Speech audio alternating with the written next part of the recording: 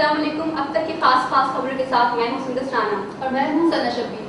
तफसीली खबरों से पहले एक नजर हेडलाइंस पर।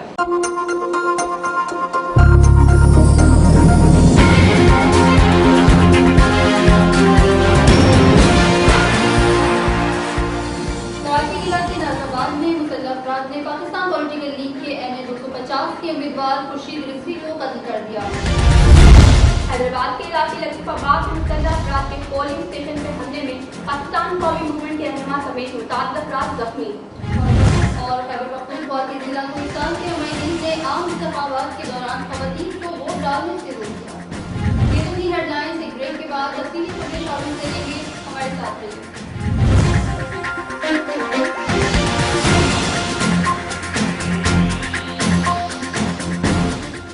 खबरों में खुशामदीद और खबरें तफसील के साथ।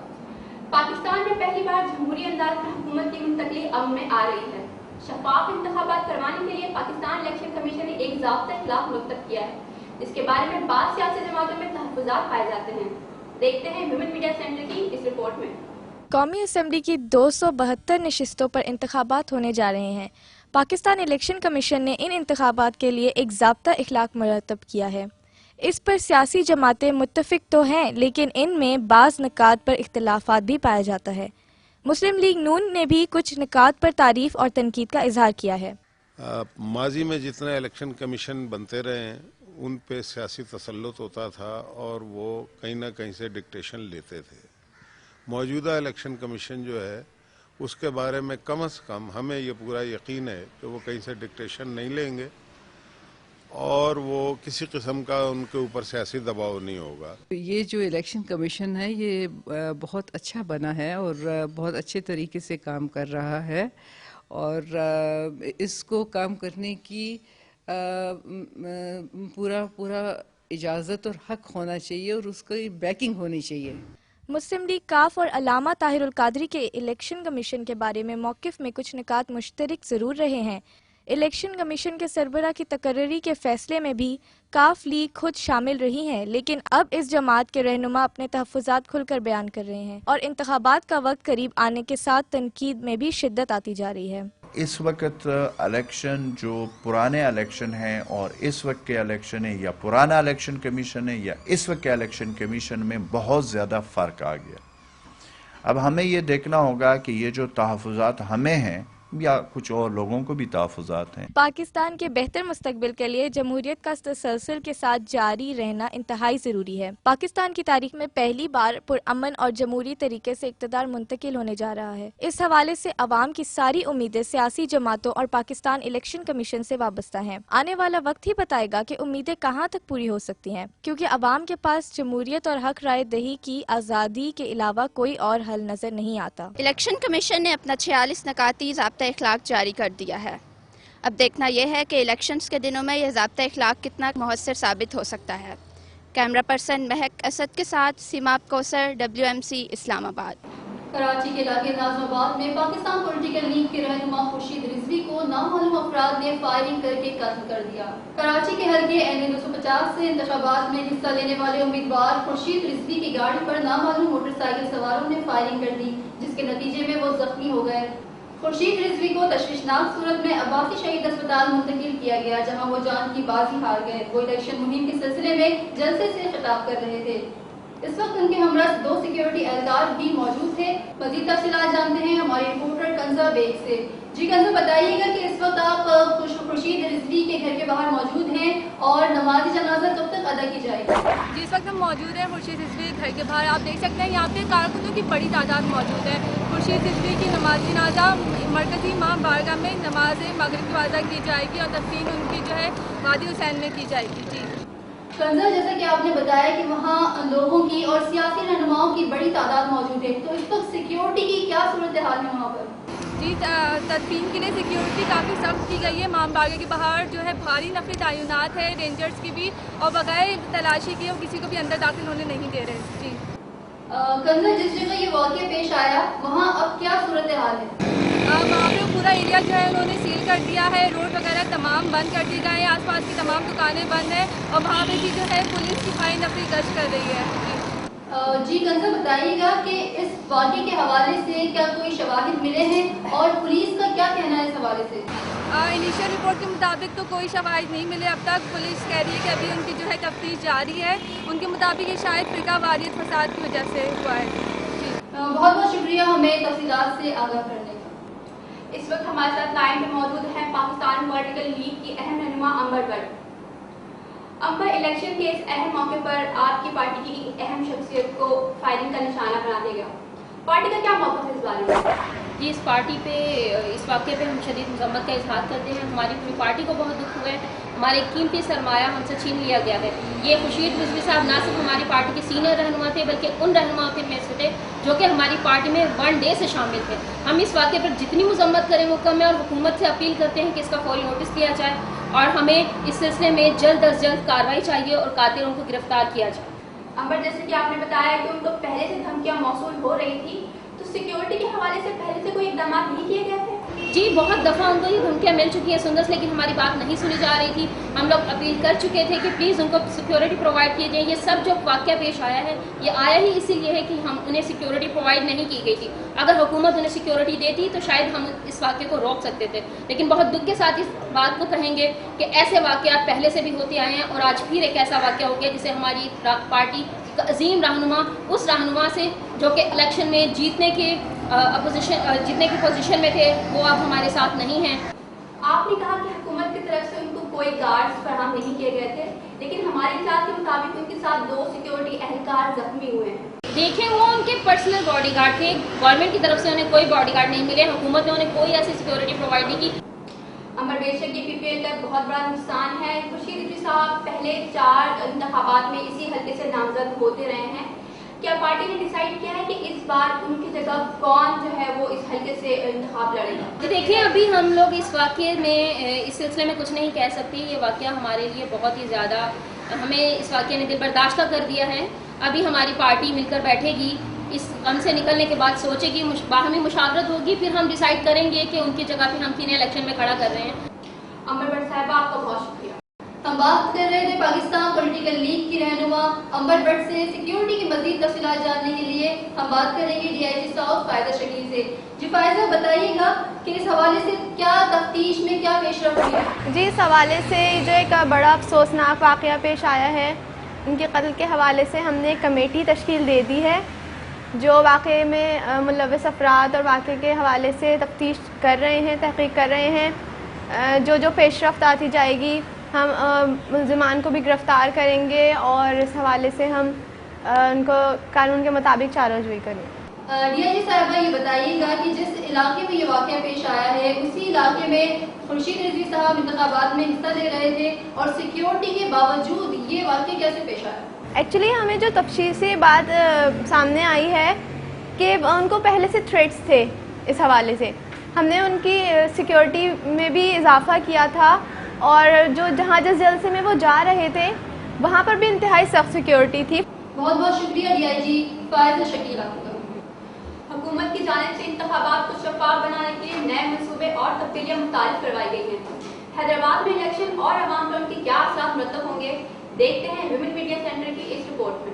الیکشن کمیشن کی جانب سے آئندہ انتخابات کے تمام اختیارات انتظامیہ کی طرف سے ججوں کے ذمہ کیے گئے ہیں. امید کی جا رہی ہے کہ اس فیصلے سے انتخابات پر بہتر اثرات پڑیں گے اور پورے ملک سمیت حیدرآباد کے رہائشی اپنی رائے کا اظہار کر کے جمہوریت کی تسلسل کو قائم کرنے میں اپنا کردار ادا کریں گے. الیکشن کمیشن کا پہلا مرحلہ جو ہے وہ ہے اس کے جو بنیادی جو دستاویز ہے وہ ہے الیکٹرولز.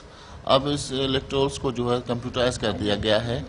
اس میں کوئی بھی جعلی ووٹ داخل نہیں ہو سکتا. حیدرآباد کی کل آبادی تقریباً 15 لاکھ ہے جن میں رجسٹرڈ ووٹرز کی تعداد 9,19,000 ہے. عام انتخابات والے دن جب یہ سب پولنگ اسٹیشنز میں جمع ہوں گے تو انتظامیہ کی طرف سے سیکیورٹی کے کیا بندوبست کیے گئے ہیں؟ پولیس کی بیسک ذمہ داری تو یہ ہے کہ امن و امان کو قائم رکھا جائے.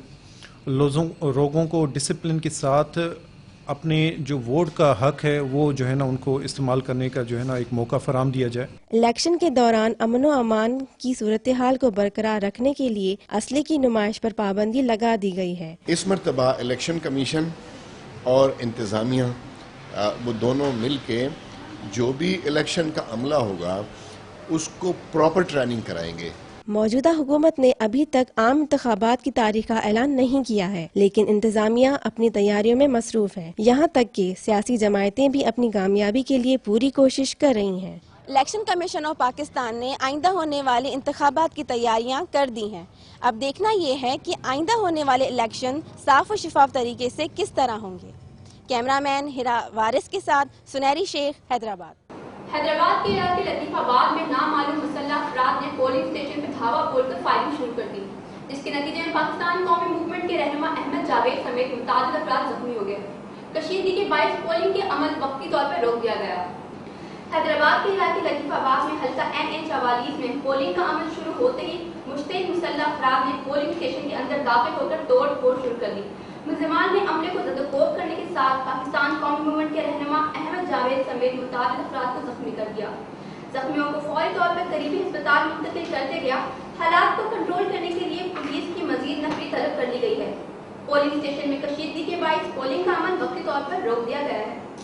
تفصیلات جانیں گے ہماری نمائندہ زریف زہرا سے۔ جی زریف، اس وقت پولنگ اسٹیشن کی کیا صورتحال ہے؟ جی سر، اس وقت میں موجود ہوں حیدرآباد کے حلقہ نمبر NH44 میں۔ یہاں پرامن پولنگ کا سلسلہ جاری تھا کہ اچانک کچھ نامعلوم افراد کی جانب سے غیر قانونی طور پر ووٹ کاسٹ کرنے کی کوشش کی گئی۔ اس کے بعد یہاں پہ جب انہیں روکنے کی کوشش کی گئی، ان مسلح افراد نے یہاں پہ ہنگامہ آرائی کری۔ زریف بتائیے کہ زخمی رہنما احمد جاوید کی اب حالت کیسی ہے؟ جی، احمد جاوید صاحب اس وقت زخمی ہیں، لیکن وہ اتنی زیادہ زخمی نہیں ہیں۔ ان سے میری ابھی بات ہوئی ہے کچھ دیر پہلے ہی، اور انہیں ہاسپٹل منتقل کر دیا گیا ہے۔ سیکیورٹی کے کیا انتظامات کیے گئے ہیں؟ سیکیورٹی یہاں پہ پولیس کی بھاری نفری طلب کر لی گئی ہے۔ رینجرز یہاں پہ آلریڈی موجود تھی، لیکن مزید پولیس کی نفری بھی طلب کر لی گئی ہے۔ بہت شکریہ زریف زہرا۔ حیدرآباد کے پولنگ اسٹیشن میں اس ہنگامہ آرائی کے حوالے سے بات کرنے کے لیے ہمارے ساتھ موجود ہیں DSP اسما توحید۔ جی اسما، یہ بتائیے گا کہ جس وقت نامعلوم افراد پولنگ اسٹیشن میں داخل ہوئے تو اس وقت سیکیورٹی کی کیا انتظامات ہیں؟ یہ جو ایک ناخوشگوار واقعہ ہوا ہے، اس کی سب سے بڑی وجہ یہ ہے کہ جی ہمارے پاس آپ کو جیسا کہ پتہ ہے کہ جی بہت کم فورس ہے، اور ہم جتنا ہمارے سپاہی ہیں، ہمارے لوگ ہیں، وہ بڑی محنت کر رہے ہیں، بڑا کام کر رہے ہیں، لیکن جی پولیس ہر جگہ تو موجود نہیں رہ سکتی ہے نا۔ ابھی جتنے بھی پولنگ اسٹیشن ہے وہاں پہ کچھ ہوتا ہے تو ہم فوری طور پر وہاں پہنچنے کی کوشش کرتے ہیں۔ ویسے میں یہ کہوں گا بی کہ میڈیا بھی ساتھ ساتھ ہمارے موجود ہوتا ہے، بہت کام کر رہا ہوتا ہے، لیکن انہیں ہمارے پہ انگلی اٹھانے سے پہلے سوچنا چاہیے کہ جی DSP اسما توحید آپ کا۔ اس حوالے سے ہم پارٹی رہنما شائستہ فرید سے بات کریں گے۔ جی شائستہ، بتائیے گا کہ آپ کے حلقے میں یہ ہنگامہ آرائی کی گئی، آپ کا کیا موقف ہے اس بات میں؟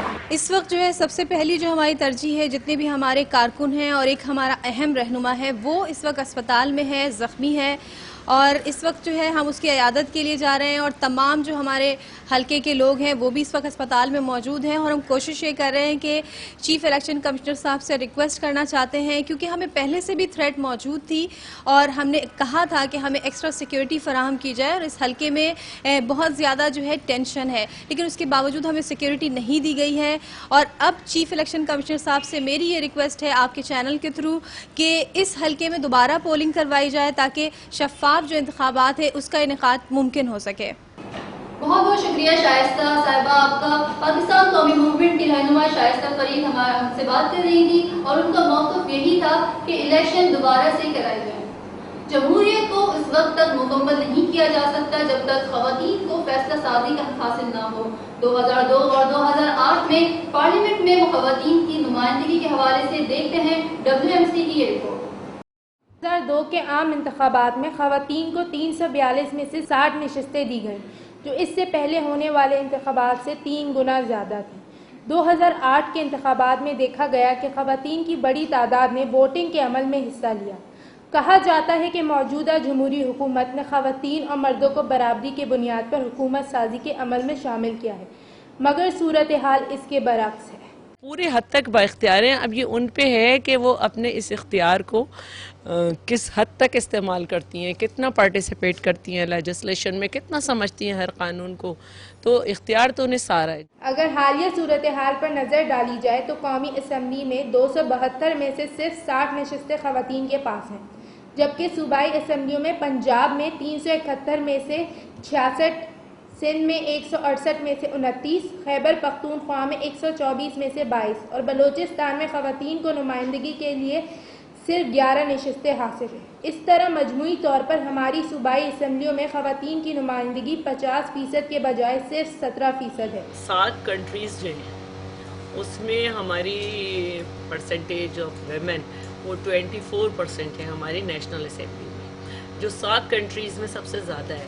حکومت کا کہنا ہے کہ انہوں نے اپنے دور میں خواتین کی حوصلہ افزائی کے لیے انہیں عملاً فیصلہ سازی کے عمل میں شامل کیا ہے، جس کے نتیجے میں آج ریاست کے اہم عہدوں پر بھی خواتین فائز ہیں، جس کی مثال حنا ربانی کھر، فہمیدہ مرزا اور نرگس سیٹھی سے لی جا سکتی ہے۔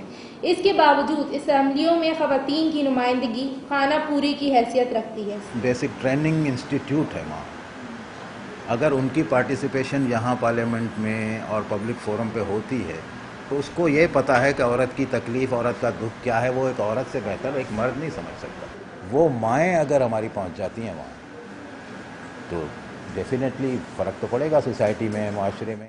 پاکستان کی تاریخ میں چند ہی ایسی خواتین ہیں جنہیں سیاسی میدان میں قائدانہ کردار ادا کرنے کا موقع ملا، جن میں محترمہ فاطمہ جناح، محترمہ نصرت بھٹو، بیگم نسیم ولی، محترمہ بے نظیر بھٹو شہید اور گنوا بھٹو شامل ہیں، لیکن ان سب کو بھائی، شوہر اور باپ کے ذریعے سیاست ورثے میں ملی۔ الیکشن سے پہلے ہر جماعت ویمن امپاورمنٹ کی بات کرتی دکھائی دیتی ہے، لیکن اب دیکھنا یہ ہے کہ الیکشن 2013 میں وہ کون سی جماعت ہے جو خواتین کو اسمبلیوں میں مساوی حقوق دلانے کے ان دعووں کو پورا کرے گی۔ کیمرہ پرسن فریال ہلال کے ساتھ وریشہ ذوالفقار، کراچی۔ یہ تھی بلیٹن میں شامل اب تک کی اہم ترین خبریں۔